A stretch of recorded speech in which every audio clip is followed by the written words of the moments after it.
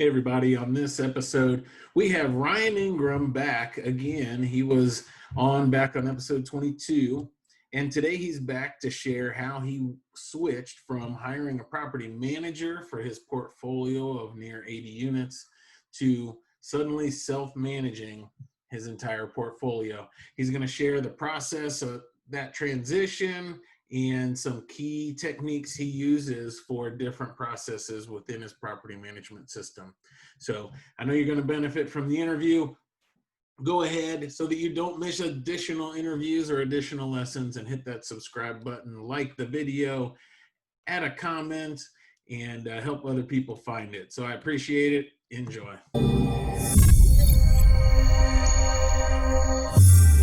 Welcome, everybody. Glad to have you back. I am really excited today because we have a returning guest, Ryan Ingram. He was on with episode 22. He shared his story for how he built his portfolio of rentals and all the different businesses he is involved in. And at that time, he used a property manager while he was building his portfolio. Today, he has come back to share the process of transitioning from hiring a property manager to completely self-managing his portfolio. So without further ado, thank you, Ryan. Welcome. I appreciate it. Glad to have you back. Yeah, it's fun to be back so quickly. This is fun, and with almost completely different information now. That's right. Totally new information. A lot's changed in those few months, really. For sure. So just for context, how many units are you up to now? Because I know you're adding units constantly. Yes, we just, I got a little bit ahead of myself. So right now we are at 78, but tomorrow morning at 10, we're closing on a gorgeous duplex, and that will put us right at 80. So I'm pretty pumped because my brother and I set the goal at the beginning of the year to hit 80 units by the end of this year. So we're a little bit ahead, and that feels really good because we started the year with 38. So we've grown a ton this year. Yeah. Over 100% growth this year in a hot market. That's awesome. Yeah. Dayton is really heating up. You're right. Yeah. So, I mean, before we get into the management, now I got to ask, so many people struggle with finding deals. Do you have a certain path that you like? Do you like listed properties? Do you market to sellers for unlisted properties, or what's your preferred method? So we don't do any marketing. We really love and support wholesalers. It's not common from what I've seen to have one wholesaler regularly bring you good deals. I've gone through a lot of wholesalers, and I shouldn't say it like that, I guess. Knowing more wholesalers than fewer wholesalers is always beneficial, right? But we've also bought a lot of properties off the MLS, especially at the start of this pandemic. We put in some crazy lowball offers and they were accepted. So that was fun. And that is one strategy that we've really leaned into a little bit over the past few months, is if a property is sitting on the MLS for any length of time, then we will put in a pretty low offer. Sometimes upwards of like 20 grand off the asking price.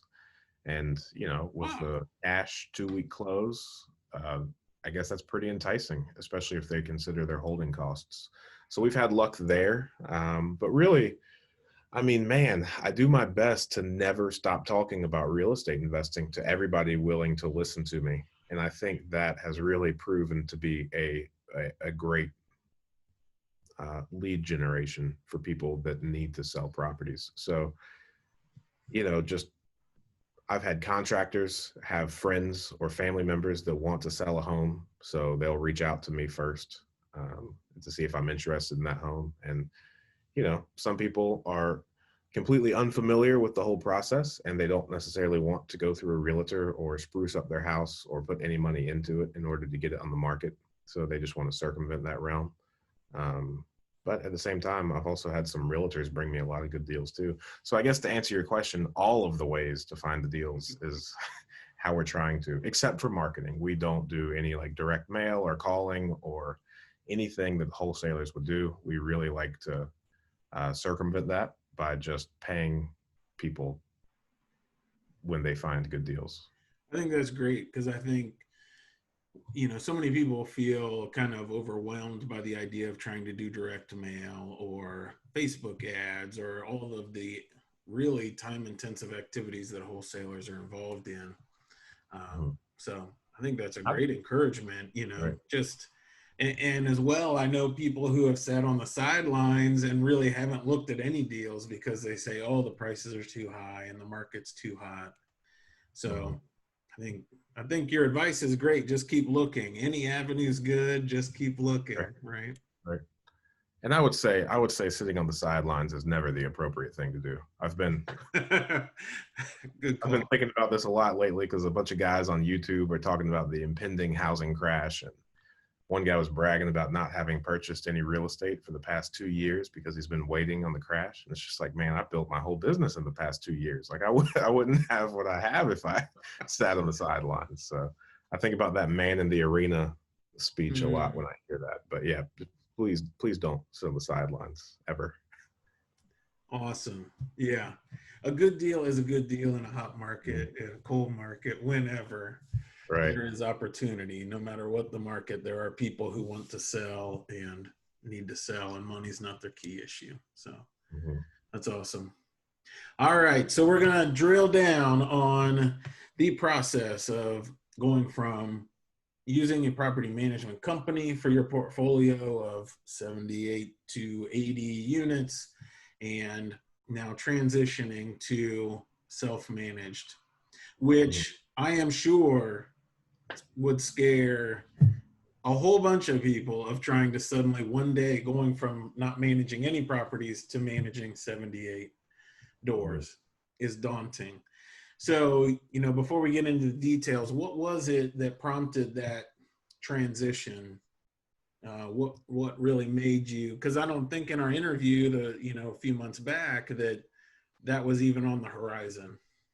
Right. It wasn't. I would say I can relate for sure to being scared and overwhelmed to take over. Like it took me probably like a week and a half of just really, doing a deep dive and a bunch of self-reflection in why am I doing this? Why do I want to do this? Because I had this just monumental fear of being bombarded by phone calls day in, day out, never getting a good night's sleep because of X number of calls.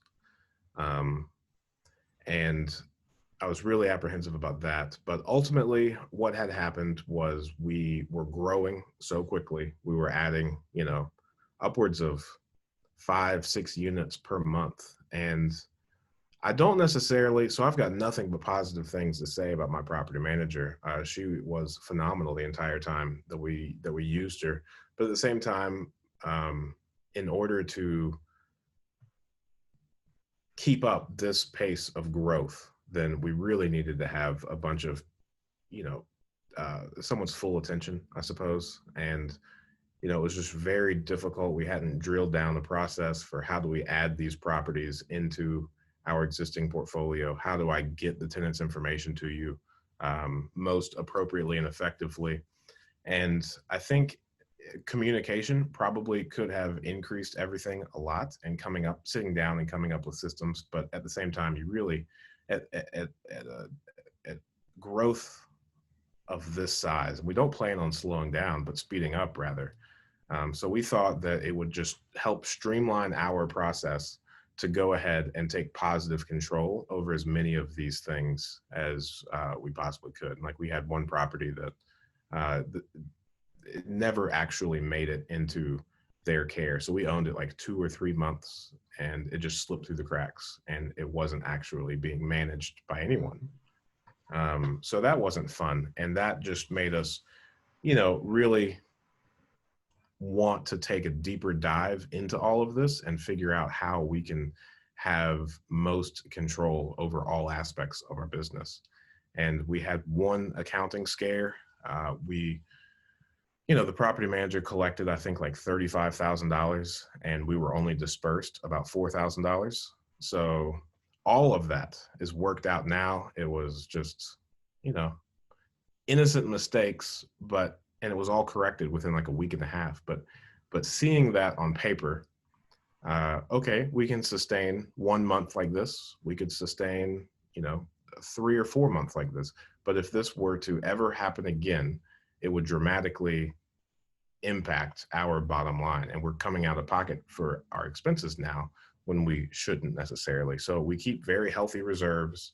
But nonetheless, during the week and a half while we were sorting that out, it led us to realize how much of our business we had outsourced, didn't have positive control over. When things are going great, you can't possibly beat good property management, right?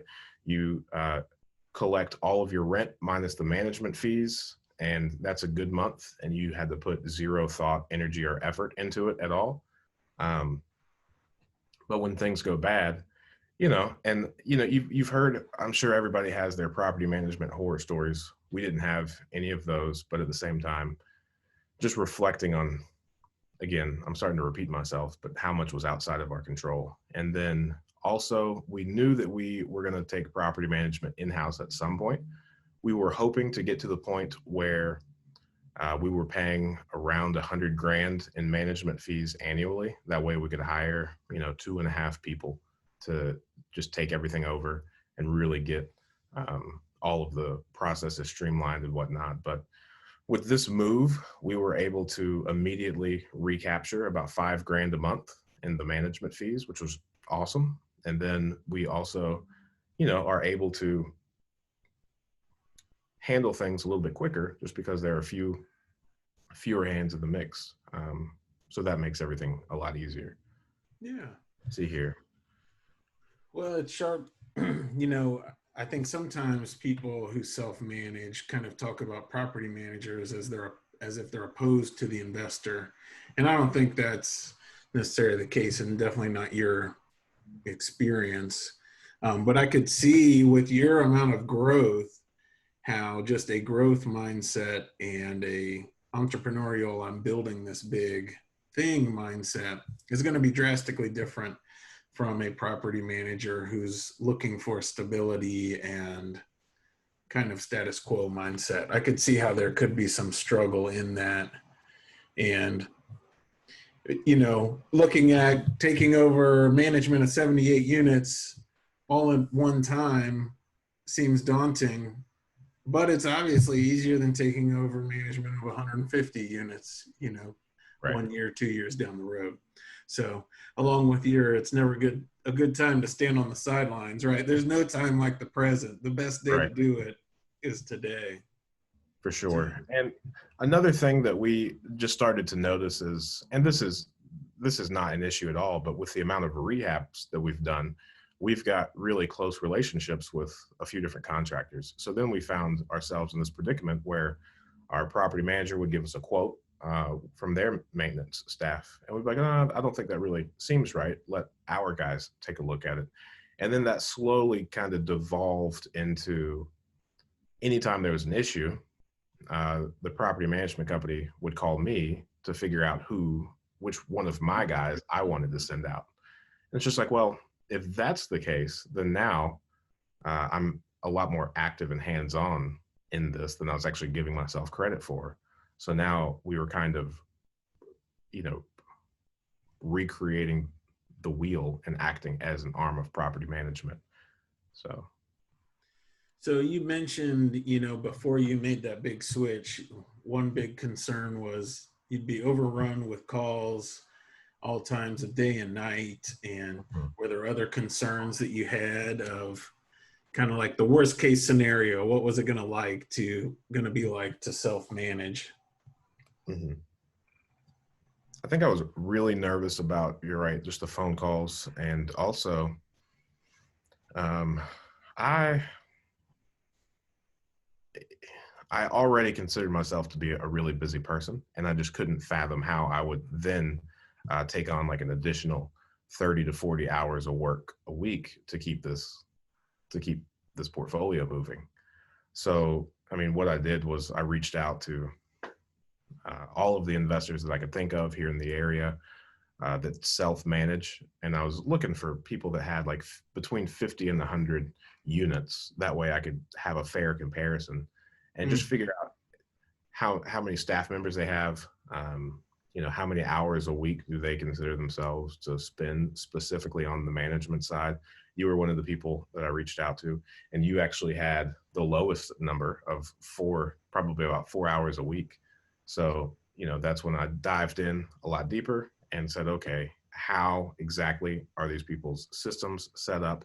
And just did, a pretty targeted survey of what software do they use, how do they have their phone calls, how do they interact with their tenants on a regular basis. And I think the more I discussed it, the easier it seemed to be once I got all the appropriate paperwork and whatnot in order.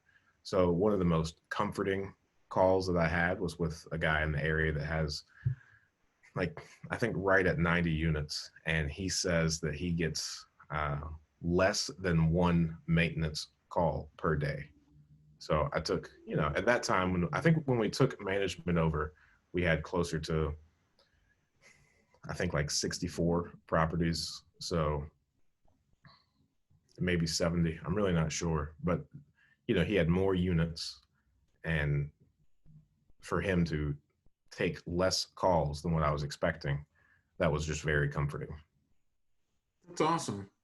Well, I love your perspective of just reaching out to people who are doing it. I feel like so many people kind of get hung up in their obstacle, whatever that is. Everybody has their thing that they wish they could overcome to get their business to the next level. And really, no matter what the obstacle is, there are people in that market or in their network that they could find, I'm sure, who have overcome those same obstacles. It's very rare, at least in my experience, it's very rare to find a problem in building a real estate business that's never been dealt with before. Somebody's dealt with it before and overcome it. So Yeah. I They love say your that there's nothing new under the sun. I try to think about that very often when I think I'm having some giant issue. And then sure enough, to your mention, I found somebody that's had the issue and I don't have to reinvent the wheel. I can just, circumvent the months they spent trying to solve the problem by just implementing the conclusion or solution that they came up with. So I think you're spot on. No need to reinvent the wheel, so to speak. Yeah. So for people who are nervous to do that, what was the general response when you reached out to people? Were they critical, or did they try to keep their information secret, or were people generally helpful? What was the general response? So I made a few mistakes, and I made this really pretty flyer that I went out and attached to the majority of the doors of these units. And this flyer made no mention of us taking over management. So I think I said something vague of like, "We're ready for you." It's a super cute flyer. Uh, it's just like, welcome to your new property management company or something. But some of the people that got this flyer were confused and they thought that I was attempting to solicit them to manage their property. so Uh, so I generated a bunch of phone calls and just concerns about me being a scam and trying to get their personal information. So I had to overcome that. And unfortunately, I already printed out all these flyers and I went to Staples. I made them like real thick and glossy. So I had to then go get a bunch of Post-it notes and write like, "We're taking over management from the previous company, effective this date." But so that was, I guess, after I fought through that, everybody was super, appreciative. And since we have several LLCs that own properties, we ultimately decided to create a management company that's a separate LLC that truly acts as the management company on behalf of all of the property owning entities. And that way we could have just one client facing company without confusion. I just thought that would be the most simple reaction. So, I went and got some shirts made with our little property management logo on there and tried to make it look really, really professional. it's awesome. Yeah. That's great.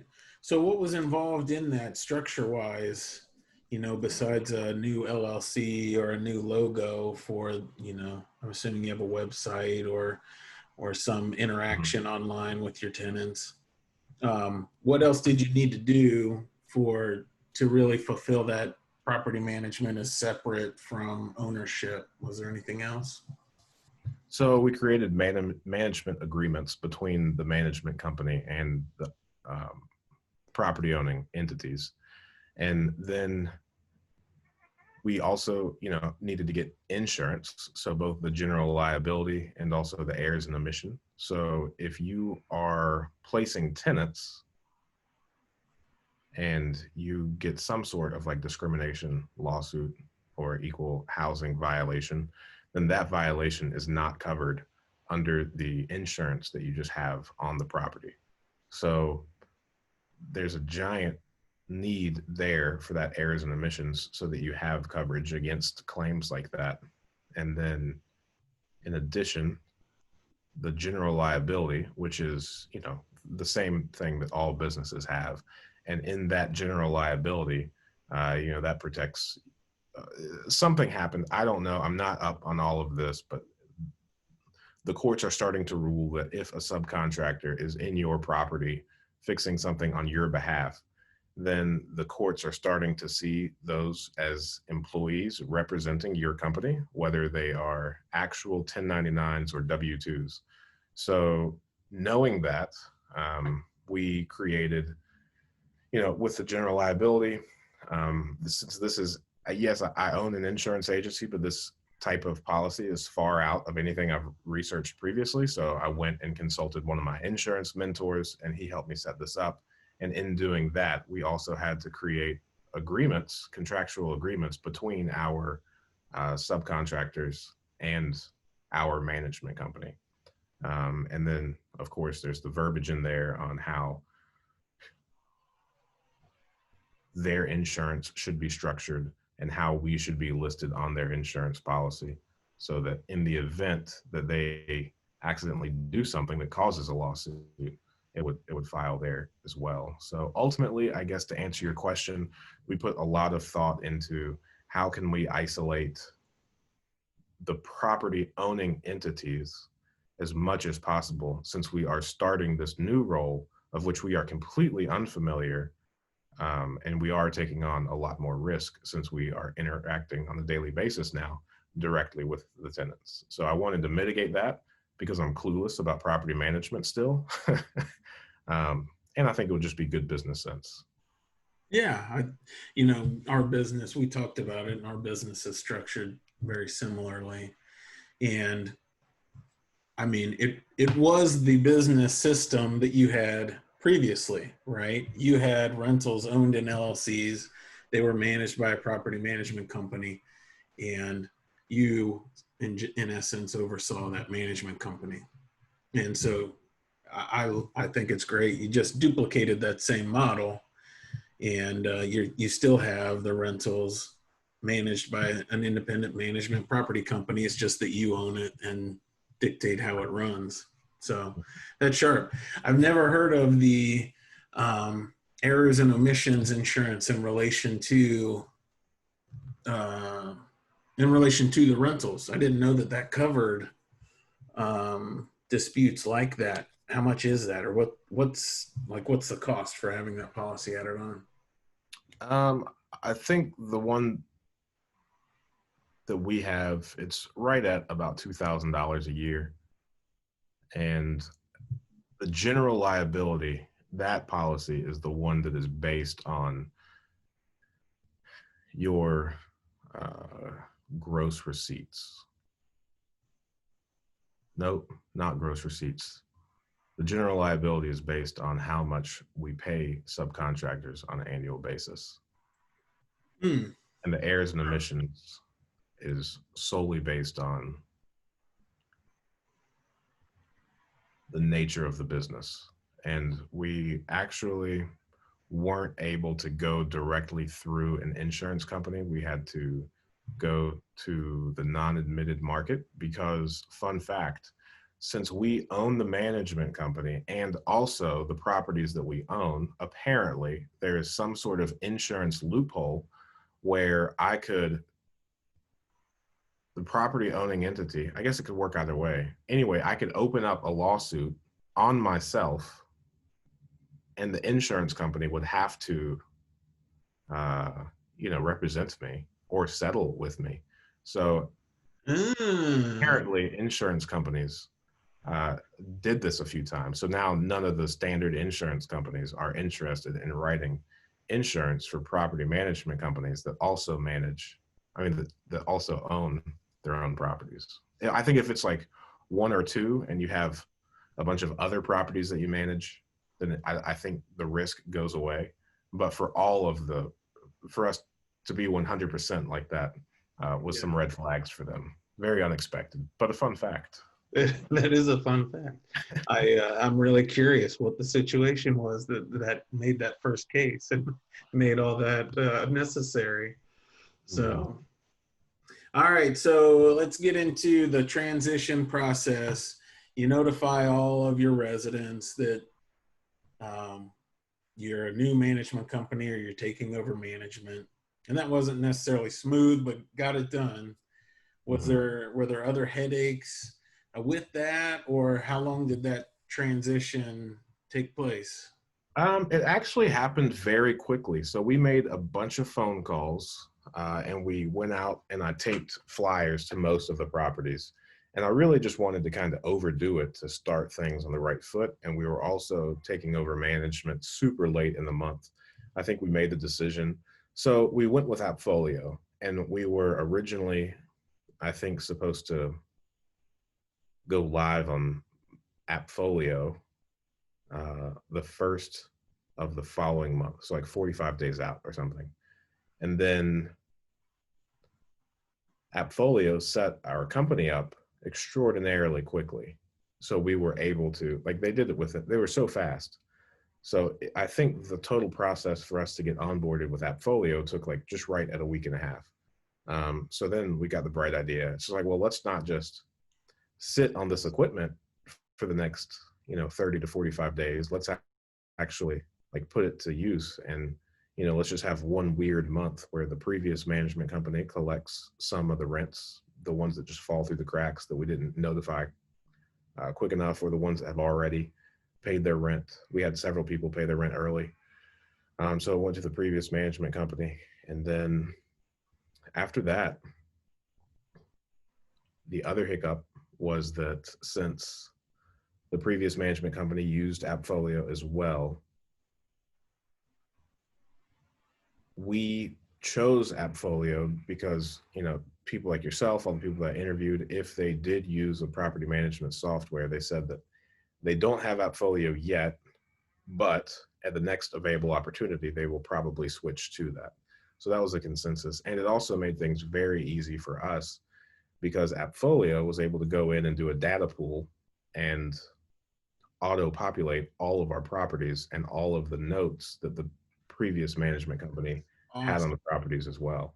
So that was a giant time saver because now we didn't have to go collecting paper leases and importing those.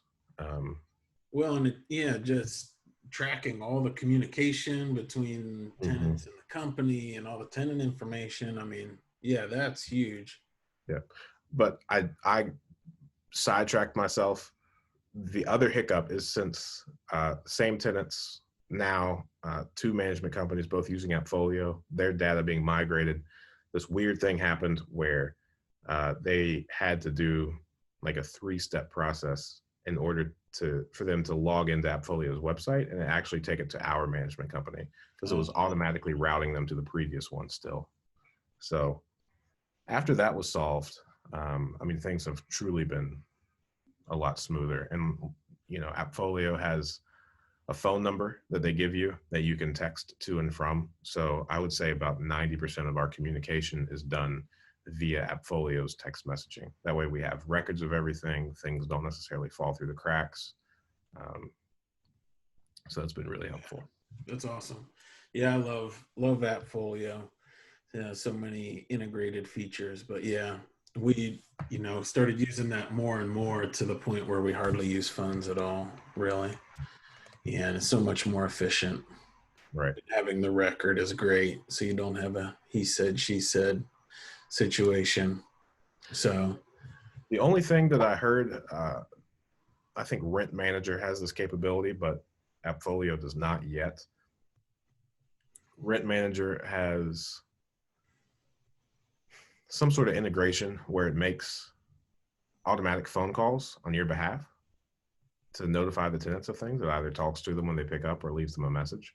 And it also has a feature where, for X number of cents per envelope, they will actually send letters for you as well. That way you just have to click on things. You don't actually have to print and shove envelopes. So I wish Appfolio would get on those features, but I'm sure, yeah, I'm sure they will at some point.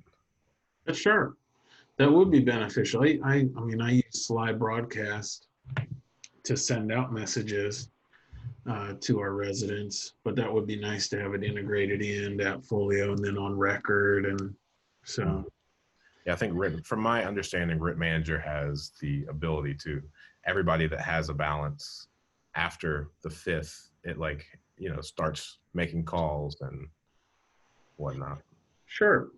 Mhm. Okay, so how do you handle some systems? I know, you know, most people struggle with conceptually how are they going to handle, even if it's one maintenance call a day. There are a whole bunch of things that if you don't manage your own properties, you really don't know how to do. So if we just take it through the process, how do you do some of the general tasks of property management, like applications or showing units or collecting rent or things like that? So, um, app, so in order to actually do the leasing and take the applications via Appfolio, then you have to pass like a few different like security features or whatnot. So we are not set up with Appfolio yet because we still have to satisfy some of those things. Like I'm running the property management company out of my insurance office, so I'm not able to point to a physical sign that says, the management company. It says my insurance agency. So there's a lot of things I need to do there, and I've honestly been putting them off. So we are still outsourcing our leasing and all the applications. So we are paying someone to do that, and then they have a copy of our lease. And once they find a good applicant, they just, do the same thing, but on our lease, and then we take it from there. So that's been helpful because we wanted to really be careful about all of the things that we were taking on, and especially the leasing part because the risk. It opens us up there for any sort of discrimination lawsuit. Not that we do that, but just thinking through worst case scenarios. And then the other systems, I was really inspired by the way you set a lot of things up. But on this flyer that I sent out, I made a few things very clear. I said our phones are not monitored. So you have to either leave a voicemail or send a text message, but this is not the number that you can call and someone will pick up. So I, went over the kind of the series of events. Like if you have a fire or a security issue, the 911 is the appropriate phone call to make, not us. If you have any sort of flooding, then turn off the water main or the source to that fixture. And then leave us a message if you can't get the leak to stop, or if you don't have heat, then that is something that I was wanting for someone to be able to call and get someone pretty immediately because especially in the wintertime, no heat can kill some people. So I still think that is an issue that I wanted to be able to communicate directly with tenants. So what we did is we set up, a phone tree that reiterated all of that same information. So if you call this number, then you, are greeted, and I just walk through that. Like, hey, thanks for calling. If you have X, Y, and Z, do these things. If you have a leak and you can't get it to stop, press press 2. And if you have no heat, then press 3. And I, got a phone system that allowed me to set that up. So one of my contractors, fortunately, I had no idea about this because this wasn't our relationship previously, but he actually offers the 24/7 emergency calling. Now there's a fee for it, which is why I wanted to be very specific about what you should press 2 and 3 for, right? I didn't want Yeah. everybody all of a sudden to have Every call goes through. yeah. um, so I'm pretty proud of that, and it honestly seems to have picked up pretty good. I on that phone tree as well. It's just like if you're looking to pay rent, like you can do so by going onto our website. If you have a maintenance request, then leave a voicemail, send a text message, or go to, our website and log in and do it there. So that has been really helpful for us. So far, we've only had one like emergency, which truly was not an emergency. I could see how it was frustrating. She had raccoons coming into her house, like a family of raccoons. But, turns out that attic window was broken and had been broken for quite some time. So it wasn't necessarily an emergency. The raccoons, and she just recently moved in. So chances are the raccoons have been living in that property longer than she has. It was just her first indication of them. They hadn't signed a lease. What are you doing like that? Yeah. Squatting, not paying any rent. They got to go. We need to evict them. So I think that solution is awesome. And I think it points out a huge key fact with property management is that at least in my experience, the number one thing is just training the residents to follow the system you have. So there's no like one perfect management system. You can manage your rentals how you want. I can manage mine how I want. We can both be equally effective. It's just having a way so that when you have somebody move in, you train them into what to do, how to handle that emergency or how to handle that common maintenance call. So, right. And I think by and large, everybody was very receptive. And since, for better or worse, I can be in a meeting on Zoom and also still answer like a text message from a tenant. So I think that we are able to provide a higher level of service by not accepting phone calls, because phone calls, take 10 to 15 minutes per interaction, whether it needs to or not. So I completely understand. We've got some residents that we inherited from previous owners when we purchased the property that, they're older. One gentleman is 70. He has no internet, no cell phone, smartphone. So that isn't necessarily an option for him. And there's a few outliers that we've had to get creative and make exceptions for. But nonetheless, by and large, we are only accepting electronic payments. And, we're in the Midwest. We're about 10 to 15 years behind the rest of America as far as technology goes. And there are still people out there that are horrified of putting their banking information online or something like that. So originally I was going to be really rigid on that. And I wasn't going to accept any alternative forms of payment. But then I would say that was the biggest complaint that we got, because a lot of people had just been used to dropping off money orders at the previous management company's office. So I did cave on that one, and I do allow people to drop money orders off at the insurance agency. But I think that's the only thing that I had it planned a certain way, and it just wasn't received well by many. Yeah, it's your company. You run it the way you want, or the way that works. If you get a whole bunch of pushback on it, then why pick that battle to fight? Right. So another guy that has, a couple hundred properties, he just recently started charging $25 for like an administration fee if anyone wanted to drop off a check cash or a money order. And I think that that would be something that I'm interested in looking into in the future. But at the same time, Appfolio, they charge $9 for a debit card, like 2.5% or something like that for a credit card. And then the only free way to pay online is through an account and routing number. So I'm not so sure if there's just a button that I can click to absorb those fees, or if they have to be passed on. But it's just so much it's so much more streamlined if people just pay online. Yeah, completely. Most of, I'd say probably 3/4 of our tenants still pay with cash, but they take it to CVS or one of those other locations and pay. So for us, it's just the same as online. But so you got that like little money slip, right, email out the pay slip. I think it's $3.99, which isn't for them to process it. It isn't that much more for the resident as opposed to an envelope and a stamp and buying a money order.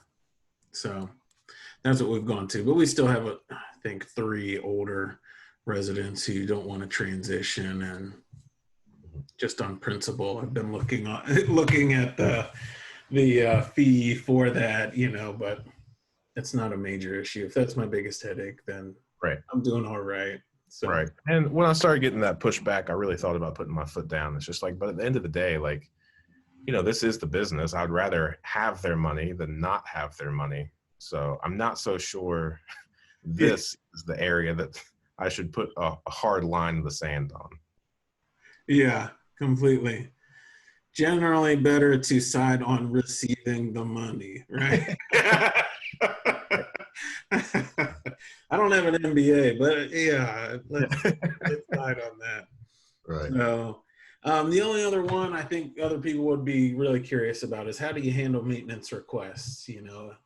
If you're getting, let's say, one a day or one every other day, or however frequently, what's the process for that? So we've had a lot of really good streaks where we go sometimes as long as 6 days without a maintenance request. So on weeks like that, I just think it's awesome.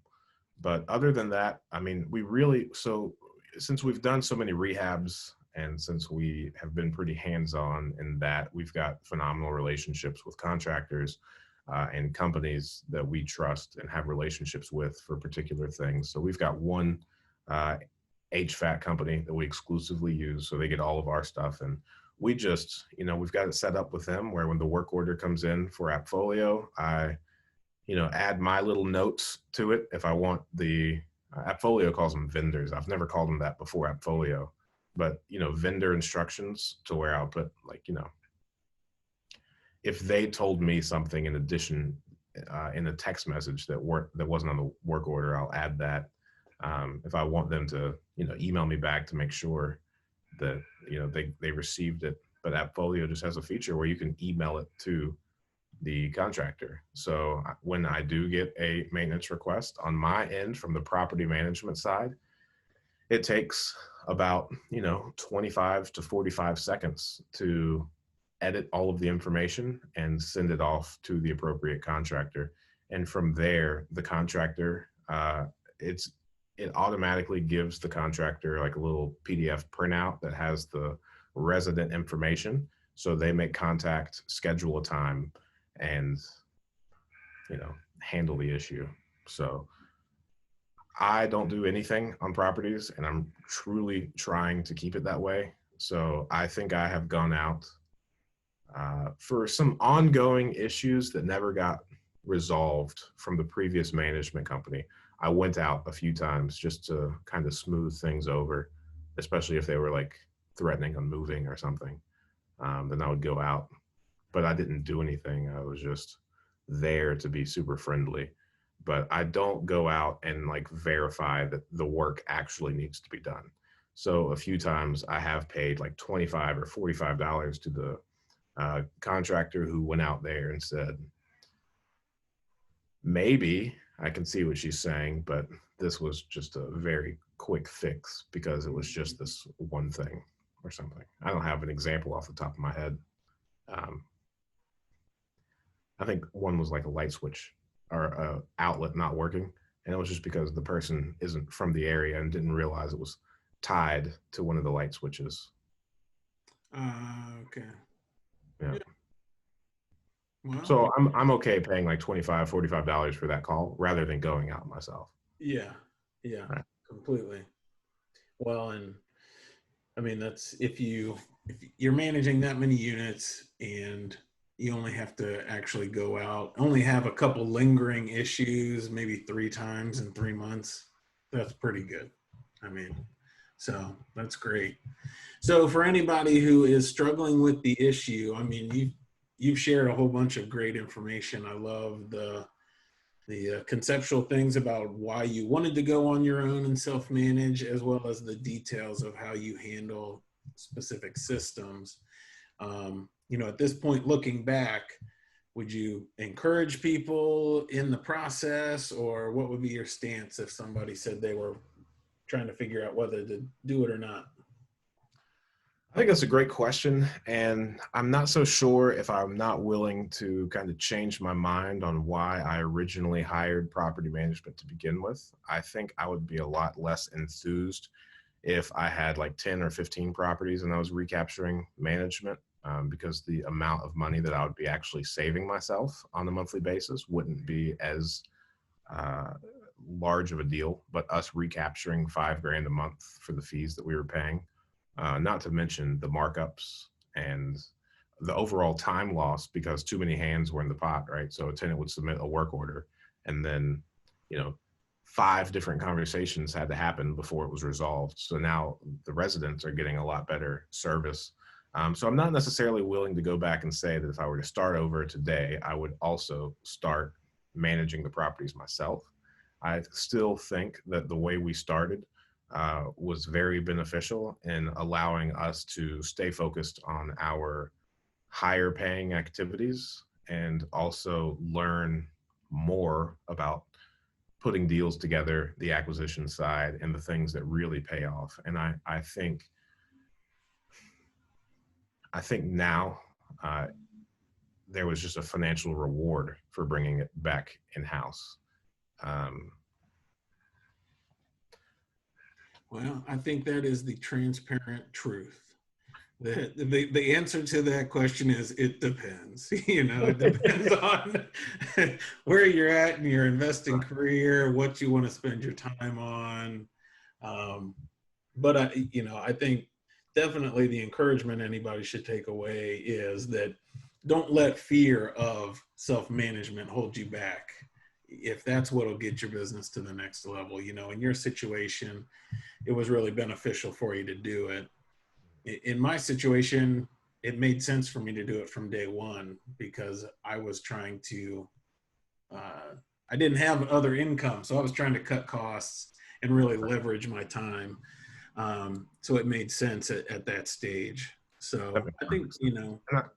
And I could definitely also say, to bring it to like you said, right, a middle of the road answer is knowing everything I know now about property management. If you have the ability to set up the systems appropriately to begin with, then I don't think it's as big of a time suck as I was making it out to be in my head. So there is that. I think it's a lot easier than what people portray it to be. and just like you said, everything is about the systems. So Mhm. I self-managed from day one, but I didn't have good systems day one. So in that instance, I really hurt myself. But if somebody is starting out fresh on their portfolio as they're building it, I would say start day one building a property management company and all of the systems that go with that. Don't just get For sure. by with your one property or 5 properties. So I think And that. I totally agree with you. And I wouldn't say when we are saying set up the appropriate management company and systems, I don't think I would recommend, even from an insurance agency's perspective, I don't necessarily think that I would advocate for getting all of the insurances and whatnot, because that would just be, you know, super expensive. But at the same time, you should definitely, as you are building your management company, act like you are already at, 200 or 300 units, and don't just think, oh, I've got 1 unit, so Sally Joe can call me directly anytime she so chooses, and I hope it doesn't happen at night. Like, Sure, I'm up at 1 p.m. That's yeah, no problem. I could take yeah, the call. right. So, all right, Ryan. Well, I really appreciate you coming back on. For And sure. Yeah. Thanks for having me. yeah, appreciate the insights. And I know everybody will benefit from everything you shared. So, if they're looking to find out more about you and get more of those insights, where should they find you? No, thanks. That was a really good tee up. I started a YouTube channel, and I have committed to posting 1 video per day at 9 a.m. So it would mean the world to me if you guys just, hopped on over there and click subscribe. Yeah, definitely. I encourage it. Great channel, great insights. So, Yeah. And definitely. I actually walk through all the deals. I'm trying to go back and work through all of the properties that we've already purchased. But one of the big projects that I really want to put out there for everybody is, exactly how I structured all these deals, how much the financing is costing, the insurance taxes, and, just projecting the cash flow and talking about how it fits into the portfolio globally. Just so, you know, um, I think it's going to be really cool once I have a few thousand units to look back and Yeah, progressively see how that was built. yeah. See the deals that you buy with 50 units, how it differs from the deals you buy with 900 units, right? Oh yeah. So, sure. All All right. right. We'll definitely check out Ryan Ingram on YouTube. And Ryan, thank you again. Look forward to talking with you next time. Absolutely. I appreciate it.